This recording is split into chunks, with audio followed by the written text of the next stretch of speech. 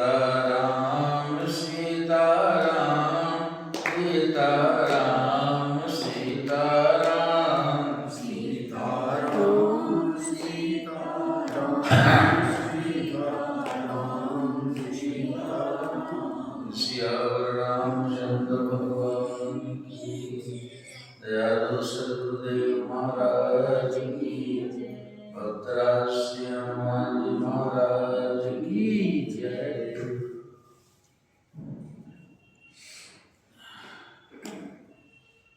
परम प्रेमी एवं सत्संगी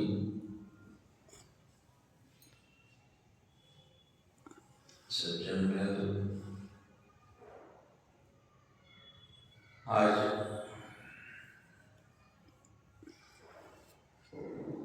पूरे समाज में, गाँव में, लोगों में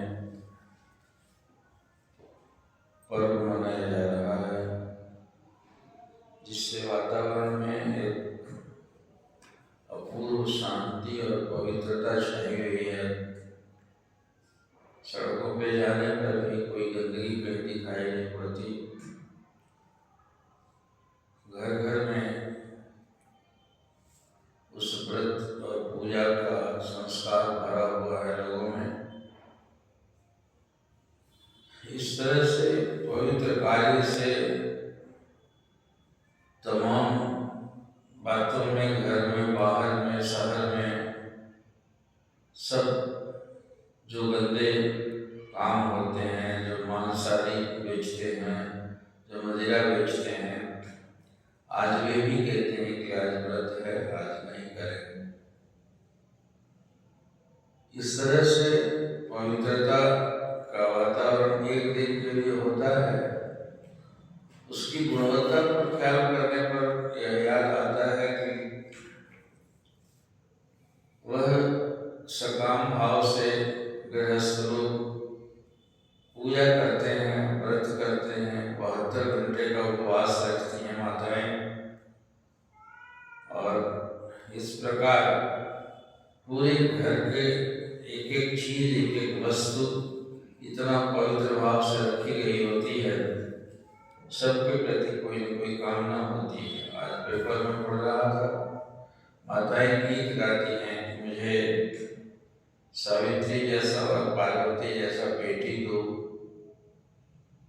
हे छठी मैया मांगो। एक बार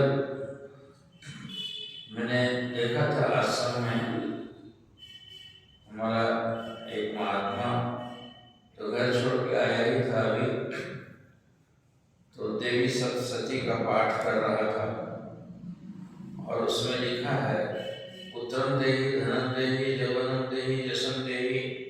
लगातार पता नहीं कितना चीज देहि देहि देहि। तो मुझे पढ़ते देखकर आदत लगी थी, दशहरा में पढ़ते हैं दुर्गा सप्तशती में, और उसमें यही लिखा हुआ। मैंने उसको बुला के कहा कि अब तो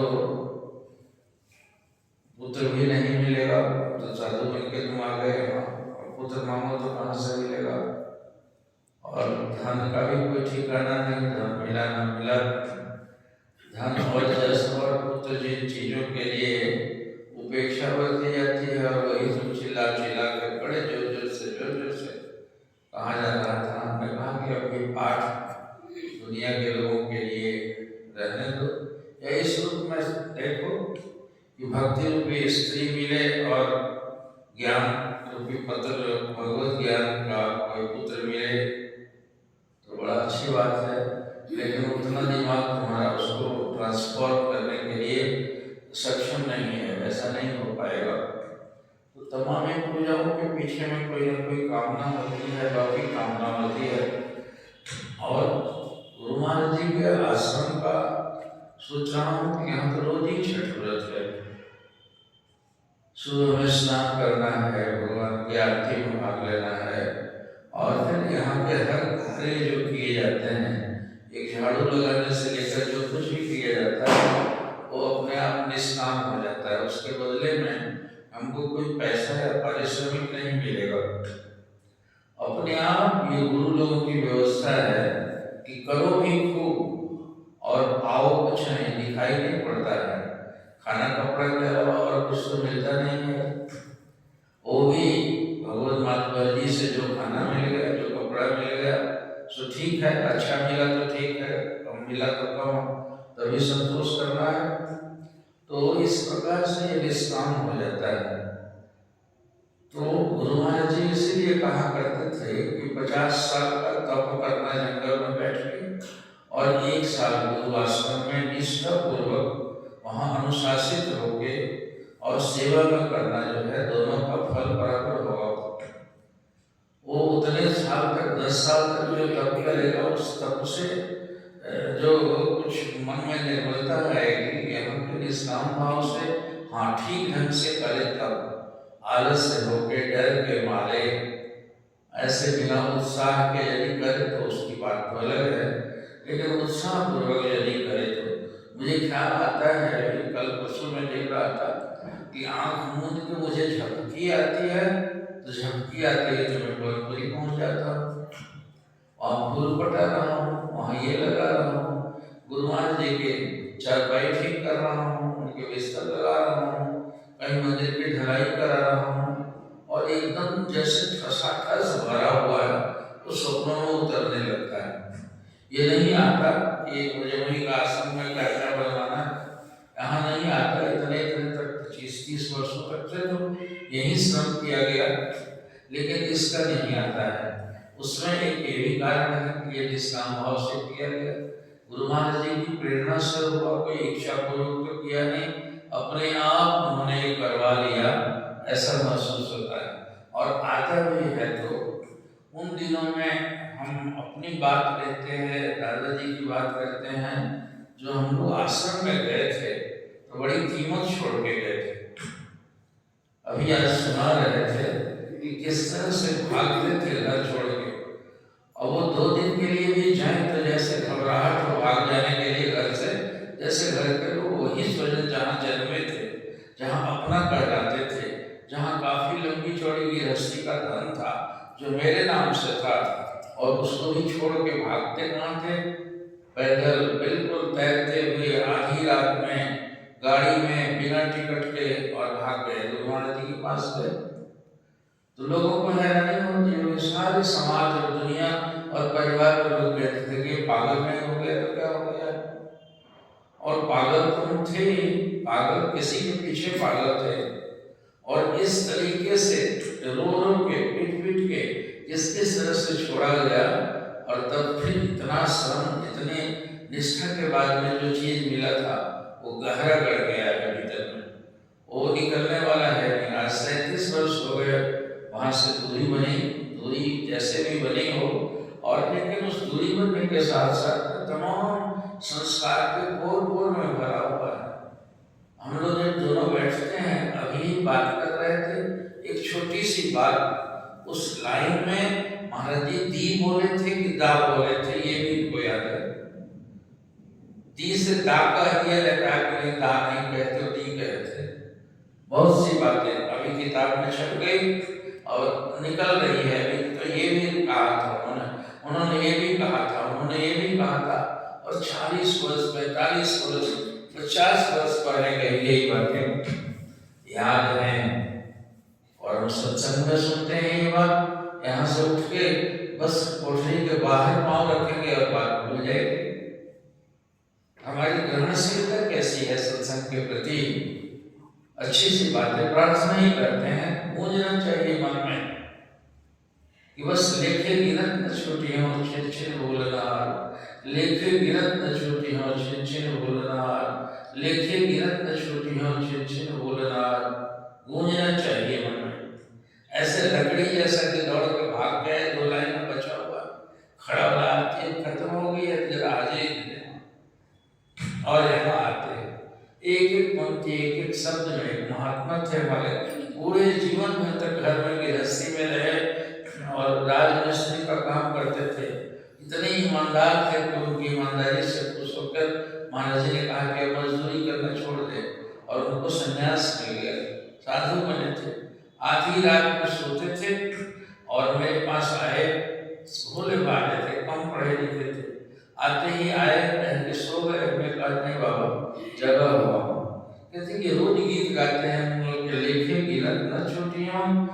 छिन भूलनहार, इसका मतलब क्या होता है?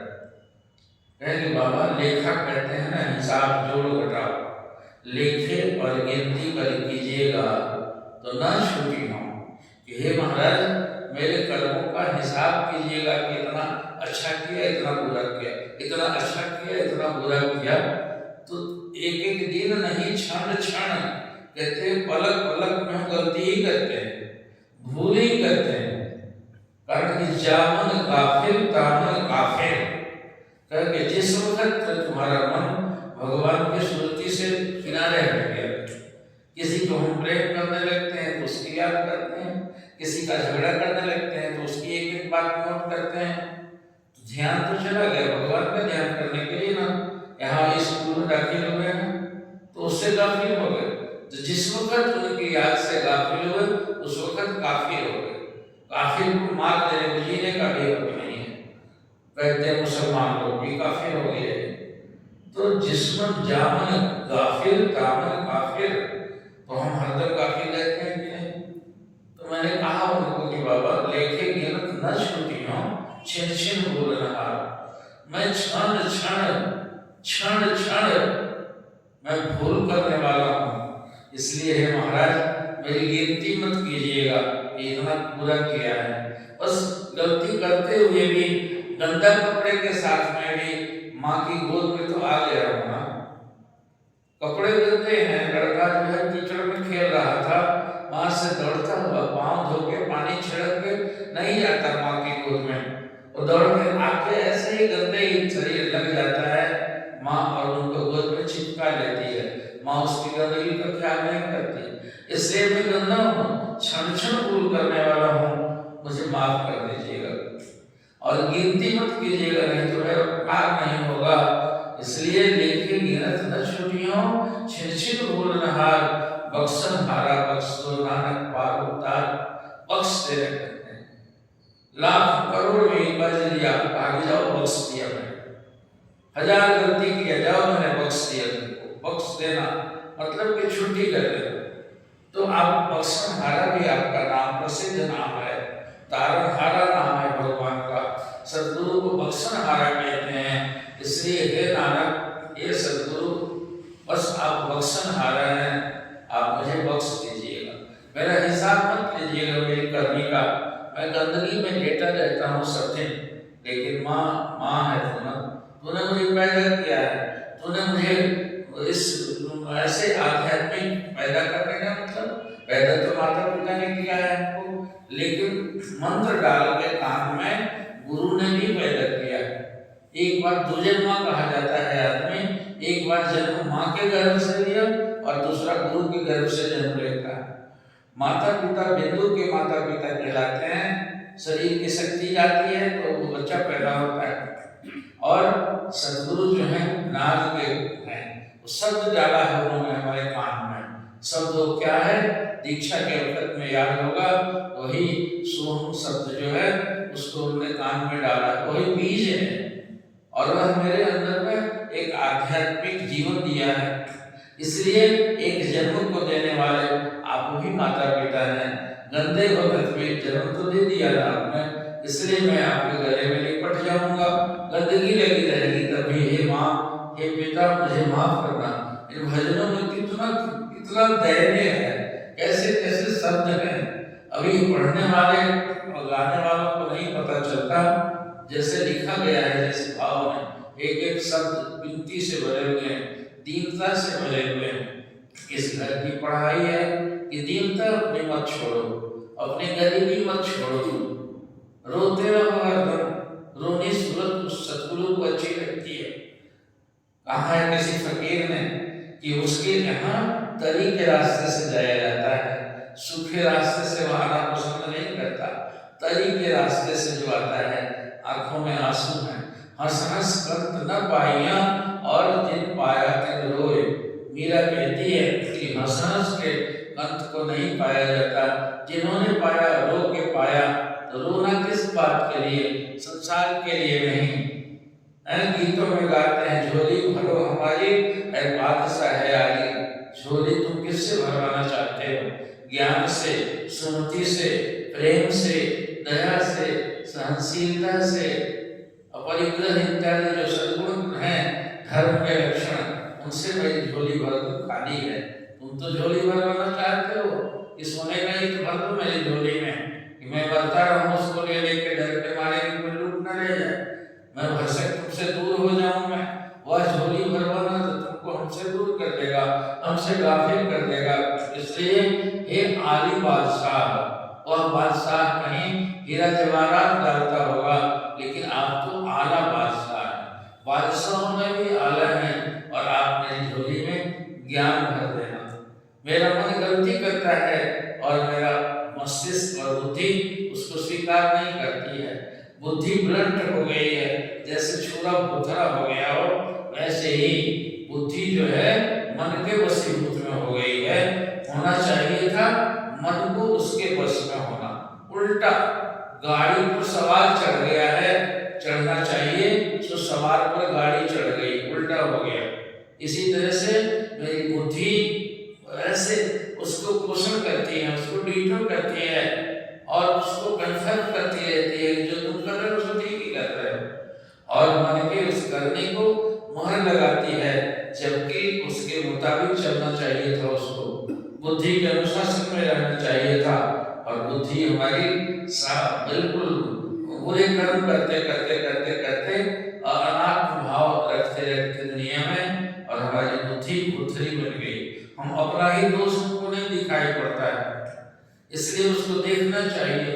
महापुरुष कैसे थे, जाते थे ध्यान करने के लिए गुफा में, लकड़ी का बंडल लेके जाते थे, छड़ी जो होती है खजूर की, वो बंडल लेके। लोगों को लगे कि उसमें क्या करते हैं, गुफा खोद के भीतर जाते हैं, छड़ी का क्या काम है। तो बताया उन्होंने कि मन जब भजन करते थे तो मन चंचलता करता था, इधर उधर भागता था, तो 60 से छड़ी मारते थे अपनी पीठ पर, और मार मार के बंडल की सीढ़ी जो छड़ियां थी शाम तक से सबको तोड़ देते थे। अब बताओ कैसे भोगते हुए। एक महात्मा का गीत लिखा है फकीर के लिए कि वो लेके हो जाता था, नमक लेके जाता था, इसलिए भैया आगे नींद आएगी तो आंख में डालूंगा, भजन करूंगा।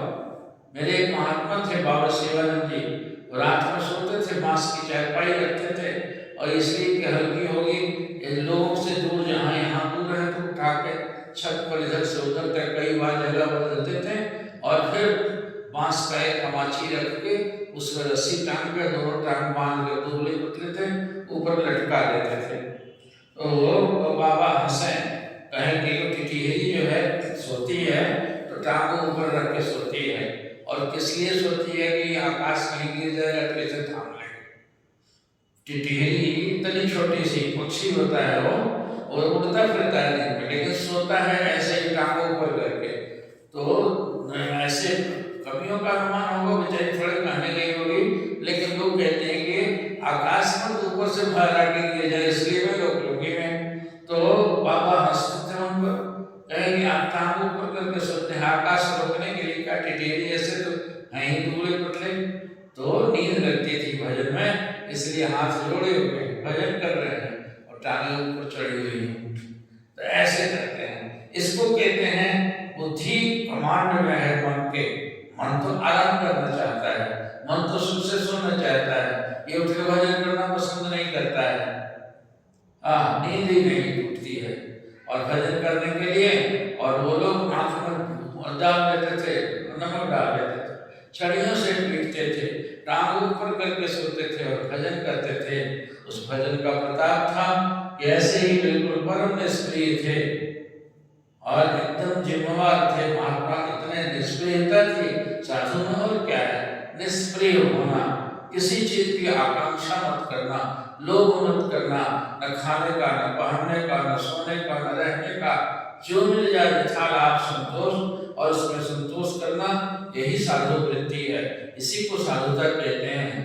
साधुता और दूसरी बात नहीं है कि हम बड़े अच्छे हवाई जहाज पर चलते हैं, हम संत हैं, लंबी 2 लाइन का हमारा सोत्री और ब्रह्मनिष्ठ लिखवाते हैं, आकांक्षाएं भरी हुई हैं। मान की आकांक्षा है, पद की आकांक्षा है, धन की आकांक्षा है, यह सिद्धि आकांक्षा है, आकांक्षा ही है भले ही देखो साधु कितने बड़े हैं, इसलिए नहीं कि उनको बातें बनाना आता है, इसलिए नहीं कि शास्त्र के श्लोक ज्यादा याद करते हैं, इसलिए नहीं कि बहुत बड़ी पदवी को धारने वाले हैं, 3 लाइन के सूत्री और ब्रह्मनिष्ठ और क्या क्या लिखवाते हैं अपने बोर्ड में, इसलिए साधु बड़े नहीं होते। उनके निकट बैठो, देखो संसार में क्या है? धन और मान, 2 चीज के लिए पागल होकर दौड़ रहे हैं। सवेरे सड़क पर खड़े हो जाओ तो भागना शुरू हो जाएगा। अभी तो घर में घुसे हुए हैं, बिल से निकल के 8 बजे से 9 बजे से भागो भागो भागो भागो भागो, इसलिए कि धन मिले। सारे पूरे बाजार में जाम लगा हुआ है, रोड में जाके देखो दुकानें खुली हैं, जहां देखो तहां भीड़, जहां देखो तहां भागो भाग। और वो भागो भाग किसके लिए? धन के लिए। और धन आएगा तो उसके साथ यश भी आएगा। 2 ही के लिए तो पागल है। और साधु को स्थिर हो जाना चाहिए, साधु को थम जाना चाहिए, बैठ जाना चाहिए। अंगुली माल को कहा गौतम बुद्ध ने, और भाग रहा था, मार रहा था, लेकिन कटार को ठहर जाओ ठहर जाओ ठहर जाओ कह रहा था, और वो खड़े हो गए, मुस्कुरा रहे हैं, हाथ ऐसे कर रहे हैं, आ जाओ, मैं ठहरा हुआ, मैं कहाँ भाग रहा हूँ। और वो देखे कि ये मेरा नाम सुनने वाला, लोग को कपा देने वाला डाकू वाला रोज कितनी हत्याएं करता था, और ये आदमी इंसान है कि क्या है? ये हंस रहा है, और हंस करके जितना हंसे उतना ही गुस्सा लगे। और किसी को बहुत गुस्सा आता हो उसमें हंसे केवल, और ही ज्यादा भाग जाएगा और ही भड़क जाएगा। हाँ, ये तो होता ही है। वो गुस्सा करता है तो हम करने लगते हैं, वो मेरा अपमान करता है तो हम भी अपमान करने लगते हैं, वो सलाम मुझे नहीं करता है तो हम भी नहीं सलाम करने लगते हैं। रुक जाओ मत, देखो झुकना पड़ता है नहीं पड़ता, देखा चले देखते रहे, दौड़ मारूंगा, अभी काटूंगा, ठहरो। कहीं भाई में ठहरा हुआ वो जोगी थे, जहाँ था वहां से और अपने बीच की दूरी को रोक दिया था उन्होंने, सिद्धि शक्ति थी उनके पास में, और मुस्कुरा रहे हैं, भागते भागते भागते भागते, कहेंगे मैं कितना दौड़ रहा हूँ, आदमी ठहरा हुआ, मैं पहुंच क्यों नहीं रहा हूँ। अंत में थक के बिल्कुल बेतहाशा गिर गया, करने लगा, एक तरफ गिर पड़ा, और एकदम हाफे जा रहे, उधर निकट चले गए। बस नजदीक देखा, देखते ही कहता है, कौन हो तुम? मैं इतना दौड़ा और तुम ठहरे रहे, मैं तुम्हारे तक नहीं पहुंच सका, तुम्हीं को आना पड़ा मेरे नजदीक, कौन हो तुम? हंस रहे हैं कि मैं ठहर गया हूं, तू ही दौड़ रहा है। मतलब था कि मैंने तो अपने जीवन की गति रोक दी है, अब नहीं जन्म लूंगा, मेरा अंतिम जन्म है, और तू इतने कर्म दुष्कर्म किए जाता है, इससे जन्म जन्म के लिए नरक खरीद रहा है अपने आप को, तू कब रुकेगा? मैं तो ठहर गया हूँ बेटा। और इतना रोया, रो रो के उनके पांव भी रो दिए, और सिर पर हाथ से हिलाया। उसकी सारी दुष्टता, आश्रितता जो अंदर में पिशाच था, रोज कितने मुंडों को मारता था, और फिर माला बना के गिनती करता था कि कितने लोगों को मार लिया, तब तो खाना खाता था। इतना खतरनाक भी आदमी हो जाता है। और महात्मा इतने दयालु, लोग रोक रहे थे कि मत जाइए आप, कहेंगे मैं जाऊंगा। और देखिए वो कैसा होता है, देखिए एक आदमी इतना कोमल होता है कि फूल को भी रौंद कर देखता है तो लगता है उसका कलेजा रौंदा गया। एक आदमी इतना दुष्ट होता है कि लोगों को कुचल के मार रहा है, उसको जरा भी रहम नहीं है। देख लेंगे, अंत में पिघला दिया, सारा असविकता आंखों से आंसू बह के निकल गई। गौतम बुद्ध का शिष्य हो गया, कान में फूंक मारा कि ठहरने की युक्ति बताता हूँ, तू भी ठहर जा बेटा, मैं तो ठहर गया हूँ। उसको पीछे लगा के लेके चले, और सारा कुछ छोड़ छाड़ के आया। जिस प्रसेंजित राजा के यहाँ महाराज ठहरे हुए थे, उनके शिष्य थे, उनके यहाँ आया लेके, हल्ला मच गया जमाने भर में, ये बोली माल शिष्य बन गया गौतम बुद्ध का, उनके पीछे लग गया है, उनके उनके चरणों में एकदम नतमस्तक हो गया है और उसको लेके गए, साधु बना दिया। ये गैरिक वस्त्र चीवर दे दिया, उसको करपात्र दे दिया कि भिक्षा करो। यही ठहरने की युक्ति बताता हूँ। मैं भी राजा था, राजा से भिक्षुक बन गया, तू डाकू था, तू भी भिक्षुक बन जा मेरे जैसा, बेटा तू भी ठहर जाएगा। और ले लेके मांगता फिरे दरवाजे दरवाजे पर, और लोग देखें डकुआ डकुआ करके लड़के मारे पत्थर से उसका माथा फूट जाए और खून चू रहा है और शांत पड़ा हुआ है। मेरी यही गति है, बहुतों को मैंने मारा है, तुम और मारो, 4 पत्थर मेरे ऊपर और डालो। महात्मा कैसे होते हैं?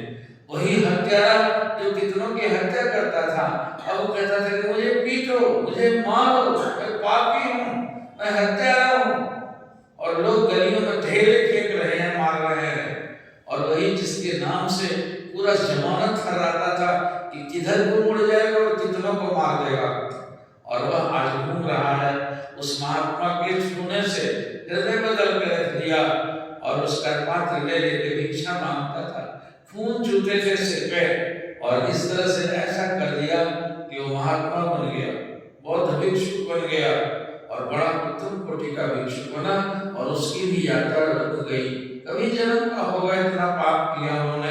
महात्मा तो बख्शनहारा, अभी कह रहे थे ना कि हे बख्शनहारे, मेरे कर्मों का हिसाब मत रखना। हे नानक, हे सद्गुरु, हे बुद्ध, आप मेरे कर्मों का हिसाब रखोगे तो न छूटी हूँ, लेखे गिरत न छूटी हूँ। छिन छिन भूल नार, मैं छूटने वाला नहीं हूँ, क्षण क्षण भूल करने वाला हूँ। बस क्षमा मांगने की आदत नहीं छोड़ो भैया। कितने भी गुनाह होते हैं, वो माता है, वो पिता है, वो माफ कर देगा। उसके सामने रो और रो रो के कहे कि मैं क्षण क्षण भूल करता हूँ। क्या भूल करता हूँ? तूने जो याद करने को मुझे कहा था वो मैं याद नहीं करता हूँ, जो नहीं करने को कहा था वही करता हूँ मैं। आज का दिन तो बिता दिया, कल सवेरे आरती करने आऊंगा तो हाथ जोड़ूंगा कि हे सद्गुरुदेव, आज तो आपकी याद करूँ ना, आपकी बातों को याद करूँ ना, अच्छी बातों को याद करूँ ना। आज का दिन आज भी बीत गया, कल का दिन आया, आज तो कम से कम ऐसा ही रहे। कारण क्या होता है, तो भूल करता रहा, अब छिन भूल करने वाला हूँ, मुझे आप बख्श दो और मुझे माफ कर दो। ये यदि विनती का भाव आता रहा, विनती विनम्रता, ये साधुता का गुण है, ये देवता का गुण है ये। और विनम्रता के अलावा हठता जो है वो पशुता है, वो देवत्व नहीं है। देवत्व झुकते हैं, ये कई झुकते हैं वही जो विनम्र होते हैं, और जो अकड़ते हैं वो तो मुर्दों की पहचान होती है। मुर्दा अकड़ जाता है, जो अकड़ते हैं जिंदा शरीर में भी वो मुर्दा ही है। वो मुर्दे को देखो तो हाथ पांव उसका नहीं मुड़ेगा, और जिंदा जो है वो तो लोच है, तो बैठ जाएगा, बैठ जाएगा, ये कर लेगा, मुर्दा नहीं कर सकता। इसलिए अकड़ तो मुर्दों की पहचान होती है, झुकते तो वही है जिनमें जान होती है। तो जान तो वाले बनना है हमको। हम कितने जन्मों से मुर्दा बने हुए हैं, पशुता आ गई है हमारे अंदर में, दृष्टता आ गई है। हम भी उस अंगुलीमाल के ही जाति के हैं, भले हत्या नहीं करते हैं, अपने वाणी से कर्कश बोल के किसी की हत्या करते हैं, किसी का मन आहत करते हैं, किसी को अपमानित करते हैं, ये भी तो हत्या है ना। वाणी की हत्या, कायिक, वाचिक और मानसिक। मन से किसी का बुरा सोचना, काया से किसी को बुरा कर देना, और वाणी से ऐसा बोल देना कि उसको दुखी हो जाए। वाणी की मार तो बड़ी अजब होती है। महाराज कहते थे कि लाठी से यदि कोई मार दे तो सिर फूट जाएगा, और 10 दिन में ऑइंटमेंट लगा कर ठीक हो जाएगा। लेकिन यदि ऐसी खतरनाक बात बोल दे, मेरी श्रद्धा तोड़ दे, मैं भीतर में मेरे कोमल मन को आहत कर दे यदि, तो वह तो बड़ा बुरा होता है। इसलिए वाणी का संयम, उसकी हत्या से बचना चाहिए। जो बड़े हैं उनको आदर करो, जो छोटे हैं उनको प्यार करो। बड़े का मतलब ये नहीं होता है कि जन्मा जो है पहले, जिनमें बड़प्पन होता है, जिनमें ज्ञान होता है, जिनमें विचार होता है, जिनमें गुरु वचनों पर श्रद्धा होती है, जो गुरुदेव के प्रति श्रद्धावान है, वे छोटी उम्र में भी हैं, तभी मेरे प्रणाम में उनको प्रणाम करना चाहिए। दादाजी बताते हैं, शास्त्र में लिखा हुआ है कि गूंगे हो जाते हैं, कोई बचपन से गूंगे हो गए, और बताओ उसको कोई गाली भी देता है तो भीतर में कड़कड़ाता होगा, लेकिन गूंगा है तो क्या करेगा? इसलिए अब भूख लगी है, खाना नहीं मिलता है, गूंगा है, बोला नहीं जाता है। तो गूंगे वही लोग होते हैं जो अपने बड़ों का अपमान करते हैं, अगले जन्म में उनको गूंगा होना पड़ता है। कोई गूंगा हो जाता है, कोई दोनों हाथ पर लूला लंगड़ा हो गया, कोई दोनों टांग खत्म हो गई, जिसकी जीव ही नहीं रही, जो जन्म से अंधा हो गया, ये किसी पाप का ही फल तो है ये। तो अभी जो हम कह रहे हैं वो आने वाले भविष्य में मेरे माथे पड़ेगा ये। इसलिए बड़ों के अपमान का फल शास्त्र कहता है कि वह गूंगा हो जाता है अगले जन्म में। इसलिए ऐसा दुष्कर्म नहीं करना चाहिए। प्यार दो, छोटों को प्यार दो। अब यदि वे धृष्टता भी करते हैं तभी उन्हें क्षमा करो। क्षमा बड़न को चाहिए और छोटे को उत्पात। छोटे तो करते ही हैं छटपना, इसलिए उनको प्यार बख्शो। जो तुमसे बड़े हैं, ज्ञानवान हैं, एक ज्ञान वृद्ध होते हैं, एक वयोवृद्ध होते हैं। जो वयस में बड़े हैं, उम्र में बड़े हैं, वे तो बड़े ही हैं, उनका भी करना चाहिए। वृद्ध का सम्मान करो, गुरु का सम्मान करो, विद्वान का सम्मान करो। तो वे जो ज्ञान वृद्ध हैं और वयोवृद्ध हैं, एक जो ज्ञान से बड़े हैं, वे ज्ञानवान हैं, संपन्न हैं, विचारवान हैं, गुरुभक्त हैं, गुरु के प्रेमी हैं, अच्छे वचनों से भरे हुए हैं, उनका भी सम्मान करो। अपना मान गिरा कर भी मान करो, ये शास्त्र कहता है, नहीं तो उसका कुफल भोगना पड़ता है। ये एक प्रकार की हत्या है। इसलिए उस तरह का वाचिक पाप भी, मानसिक पाप भी नहीं करना चाहिए। तो ये कक्षा है, बैठ के हम सीखते हैं, अच्छी बातों को सीखते हैं। आज यदि बीत गया, गलती होती गई, कमजोर है मन आदमी, तो फिर कल ठीक हो जाएंगे। कल का दिन यदि बीत गया ऐसे ही, कल परसों ठीक हो जाएंगे। लेखे गिरत न छुटियां, छिन छिन भूलनहार, क्षण क्षण भूल करता हूँ महाराज, आप बख्श देना। लेकिन बख्श देने वाले बख्शते जाए, लेकिन मेरा भी एक कर्तव्य तो नहीं कि हाँ बस हम ये करते जाए। गुरु महाराज जी कहा करते थे कि बड़े महाराज जी जिसको थप्पड़ मारे तो कहा जाता था कि बड़ी कृपा हो गई तुम्हारे ऊपर। तो कहने की बड़े ऐसी गलती मत करो कि हरदम थप्पड़ मरवाने के लिए कृपा हो जाएगी, तुम गलती पर गलती किए जाओ, इसके लिए नहीं, तुम ठीक बन जाओ, इसके लिए वे क्यों थप्पड़ मारेंगे तुम्हें। इसलिए उनके वचनों को अभी तो उन पल में गुरुमुख होता कहाँ है आदमी, हर सब आदमी मनमुख है, गुरुमुख कोई नहीं है। क्यों? जो हम कहते हैं पूरब चलने को, तुम कहते हो पश्चिम चलने को, काट दिया, थूक दिया।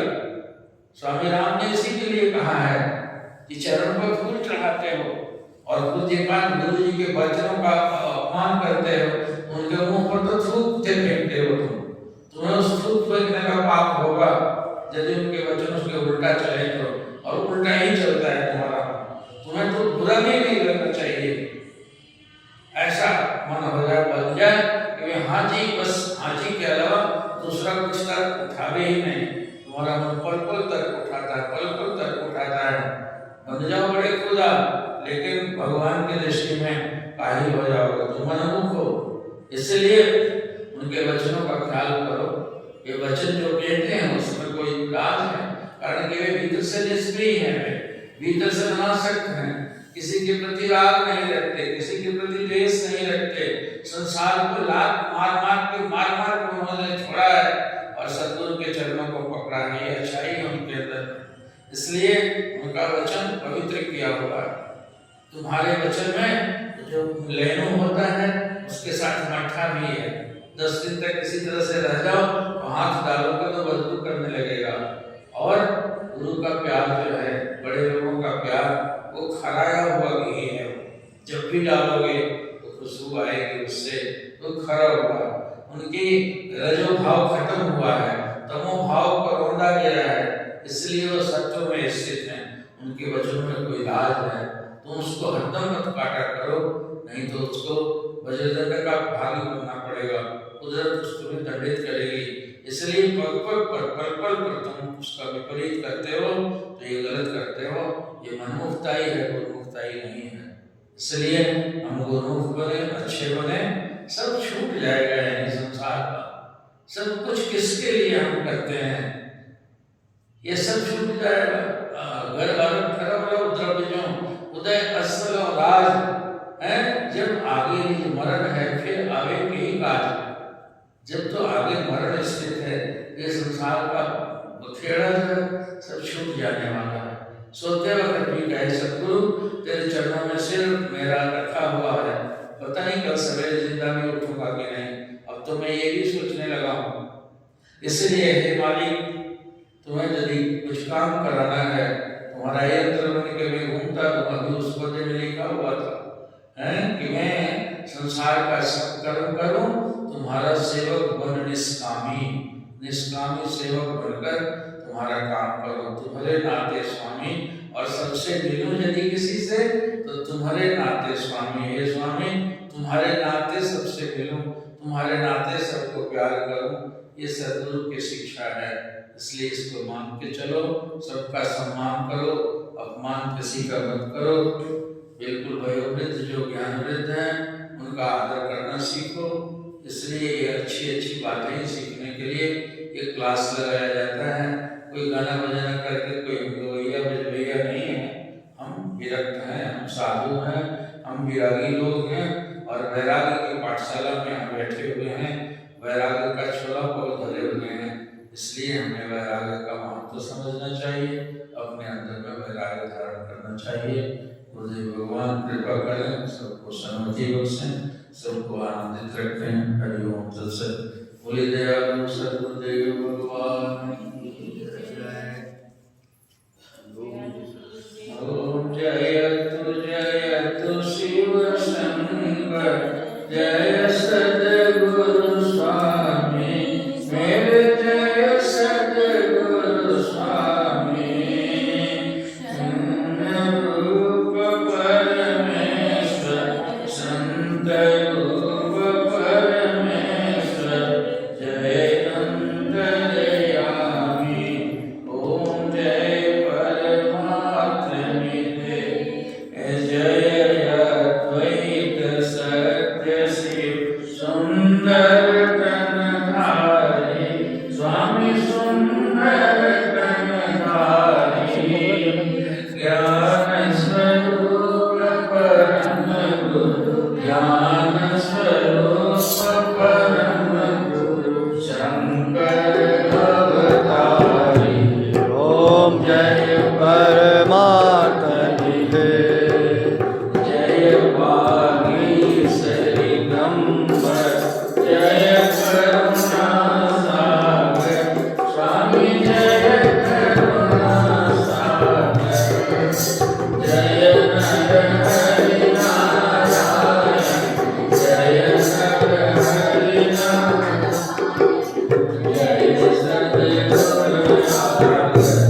ओम जय परमात्मा निधे, जय लोक धर्म संरक्षक, अविगत अविकारी, स्वामी अविगत अविकारी। सरल सुमार्ग निवेशक, सरल सुमार्ग निवेशक, सच्चे हितकारी। ओम जय परमात्मा निधे, एकाल कराल निवारक, भवनद उद्धरता, स्वामी भवनद उद्धरता। ज्ञान विवेक प्रदायक, ज्ञान विवेक प्रदायक। देश उन्नति हरता। ओम जय परमात्मा निधे, प्रेम निधान सरल सुख, शिव सतपथ वासी, शुभ शिव सतपथ वासी। परमहंस पुरुषोत्तम, परमहंस पुरुषोत्तम, जय घट घट वासी। ओम जय परमात्मा निधे, क्षमा सिंधु सुखदायक, अभिमत फलदाता, स्वामी अभिमत फलदाता। परम पिता प्रतिपालक, परम पिता प्रतिपालक स्नेह सिंधु माता ओम जय परमात्मने नाथ ब्रह्म उपदेश